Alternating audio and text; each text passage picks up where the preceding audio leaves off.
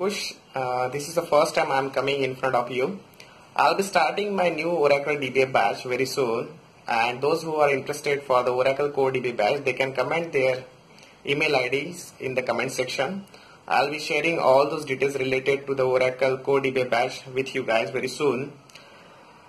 Thank you so much for watching all this video, and I can see there are many mails which I am getting from the student as well as from the other professional, those who want to start their career in the Oracle DBA batch.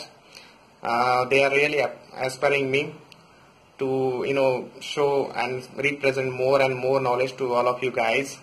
Thank you so much for your support. Please do like, subscribe this channel.